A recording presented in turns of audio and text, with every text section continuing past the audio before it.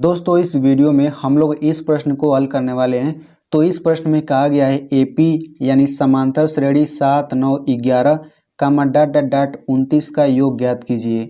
यानी कि हमें इस समांतर श्रेणी में सभी संख्याओं का योग ज्ञात करना है।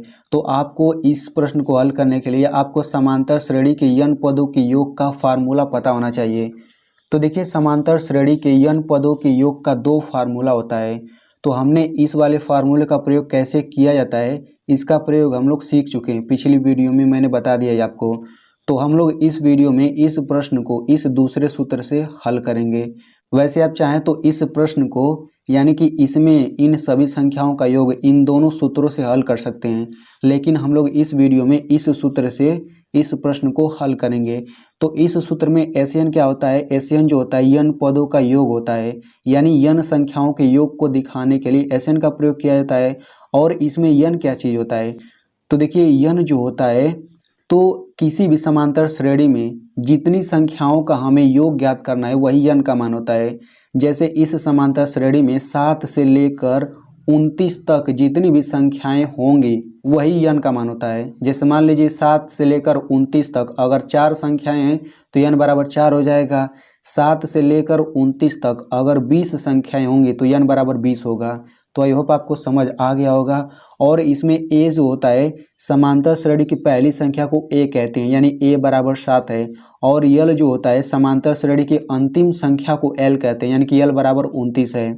तो यहाँ पे आप देख सकते हैं कि a का मान हमें 7 पता है, l का मान 29 पता है, लेकिन n का मान क्या चीज़ है, n का मान हमें नहीं पता है। तो सबसे पहले हम लोग n का मान पता करेंगे, फिर इसी फार्मूले में सभी को रख देंगे, फिर हमारा आंसर आ जाएगा। ठीक है, तो इस समांतर श्रेणी में सबसे पहले n का मान निकालेंगे। तो n का मान निकालने के लिए हम लोग सबसे पहले जो जो चीज़ दिया उसे लिख लेते हैं। तो समांतर श्रेणी का पहला संख्या 7 दिया गया है, यानी कि a बराबर 7 दिया गया है। और इसमें हम लोग सर्वांतर निकाल लेते हैं। तो सर्वांतर d होता है, इसका मान निकालने के लिए शुरू के 2 संख्या हम लोग ले लेते हैं, फिर अगली संख्या में से पिछली संख्या को घटा देते हैं, यानी 9 में से 7 घटा कितना आ जाएगा, 2 आ जाएगा। और इसमें अंतिम संख्या 29 है, यानी कि l बराबर 29 दिया गया है। तो हम लोग n का मान कैसे निकालेंगे, हम लोग n का मान nवां पद का फार्मूला आपने पढ़ा होगा उससे निकालेंगे। तो nवां पद का फार्मूला क्या होता है, nवां पद का फार्मूला होता है an बराबर a plus n-1 into D, ये nवां पद का फार्मूला होता है। ठीक है, तो यहाँ पे मैं आपको एक महत्वपूर्ण फार्मूला और बता देता हूँ कि an यानी कि nवां पद बराबर l होता है, ये मैंने आपको पहले ही वीडियो में बता दिया है। तो हम इस an की जगह l रख सकते हैं क्योंकि ये दोनों बराबर है। तो ये हो जाएगा l बराबर a plus n-1 into D. तो अब हम लोग इस फार्मूले में सभी का मान रख लेते हैं। तो l बराबर 29 है तो यहाँ पे 29 रख लेते हैं, बराबर a बराबर 7 है तो हम यहाँ पे 7 रख लेते हैं, फिर प्लस n का मान हमें पता ही नहीं है तो n-1 हो जाएगा, d का मान क्या है 2। तो हम लोग इसी को हल करके n का मान निकाल लेते हैं। तो यहाँ पे देखिए 7 है, बराबर के इधर आएगा तो -7 हो जाएगा। तो इधर बचेगा n-1 और 2 बचेगा, यहाँ पे लिख लेते हैं n-1 और ये 2 बचेगा। तो 29 में से 7 घटेगा 22 आ गया। और यहाँ पे देखिए 2 का इस कोष्टक के अंदर गुणा हो जाएगा, तो 2 का n में गुणा होगा 2n हो जाएगा, 2 का -1 में गुणा होगा -2 हो जाएगा। अब यहाँ पे देखिए -2 बराबर के इधर आएगा तो +2 हो जाएगा। तो 22 + 2 बराबर 2n हो गया, 22 में 2 जोड़ेंगे कितना हो जाएगा 24 बराबर 2n। तो यहाँ पे देखिए 2n का मतलब बीच में गुणा होता है, तो जब ये बराबर के इधर आएगा तो भाग हो जाएगा, यानी कि 24/2 बराबर n हो जाएगा।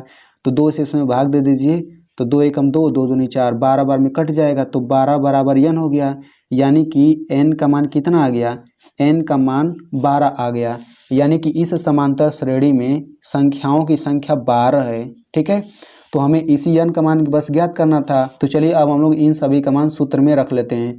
तो सूत्र क्या है, SN बराबर n/2 कोष्टक में a प्लस l। ठीक है, तो जो इसके पहले वाला फार्मूला होता है आप लोग उससे भी इसका आंसर निकाल सकते हैं। तो चलिए इसी में हम लोग इसी फार्मूले में सबका मान रख लेते हैं। तो n बराबर 12 है तो ये आपका हो जाएगा S12 बराबर, इस n की जगह भी 12 रखेंगे ना, तो ये हो जाएगा 12/2।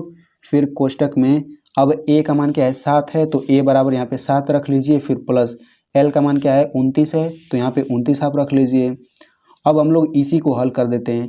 तो इसे हल करने से पहले मैं आपको एक बात बोलना चाहता हूं कि आप लोग इस वीडियो को एक लाइक कर दीजिए मेरी मेहनत के लिए, और इस वीडियो को अपने दोस्तों के साथ ज़रूर शेयर करिएगा ताकि वो भी इतनी सरल तरीके से समझ सकें।